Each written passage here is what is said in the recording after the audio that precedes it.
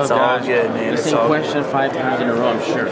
You know, so what makes it up? I mean, think about this. How awesome is it that February 4th, 2012, you made your debut with the UFC.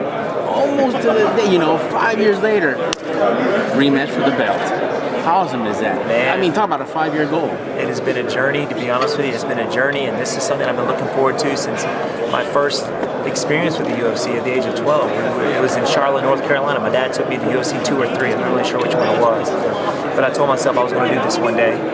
And to be here right now, I'm blessed to be where I'm at. And speaking of Dad, I love that interview you did when you did your fighter's cut, and how you said that you were going to turn the fight down, and Dad talked you into taking the first fight in the UFC at 143. Yeah, you know, I got the call. I was 5-0 in mixed martial arts. I was very new to the game, and I got the call to fight for the UFC, and I was going to turn it down because I felt like I wasn't ready. Didn't have the wrestling, didn't have the jiu-jitsu like I needed.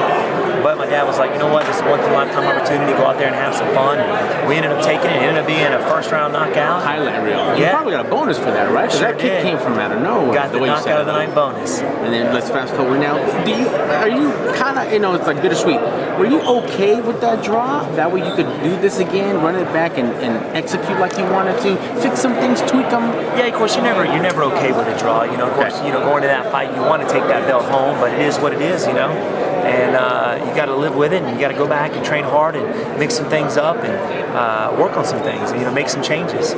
So wherever the fight goes, man, I'm going to be ready for it. In all honesty, when he took you down, Tyron Woodley, of course, in the first fight, UFC 205, did that take you back to that Matt Brown fight? Like, oh, here we go again. It's just going to be a war on the canvas. Not a good look right now. You know, of course, when he ended up taking me down, I got down. I was working my you know, how I want to get up. Once he clamped down, I could tell how strong he was, which is actually, you know, made me believe, hey, I got to walk around heavy for this fight. So I started walking around heavier, and but you know, the shots that he didn't really hurt me with anything on the ground.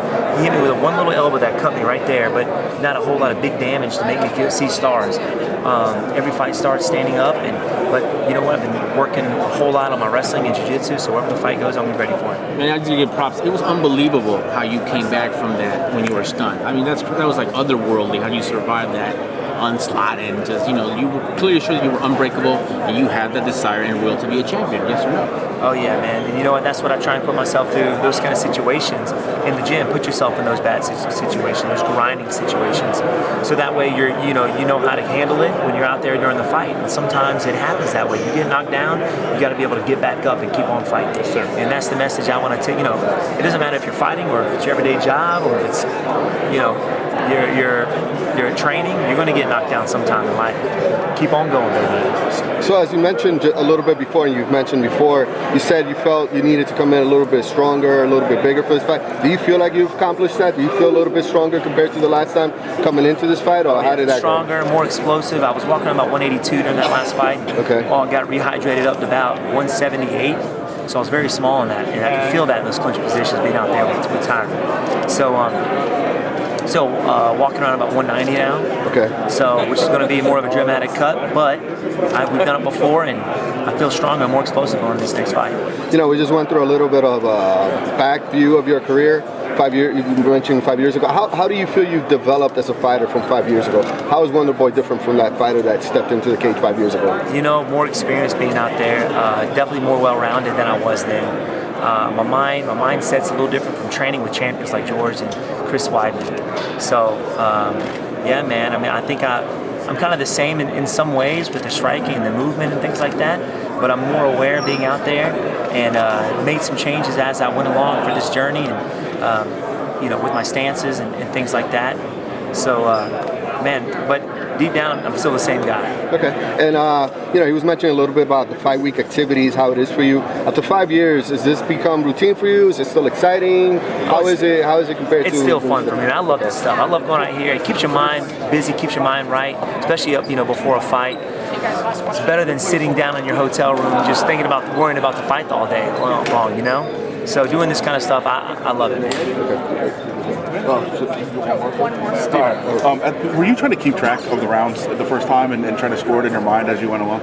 You know what? I wasn't thinking about anything. You know, all I was thinking about was Tyron and what he's going to do, and try and counter him. So A lot of people do that, but I don't like to be distracted when I'm out there, and I'll fight till the bell rings. So that's what I'm focused on. Thank you. Thank you. Last one.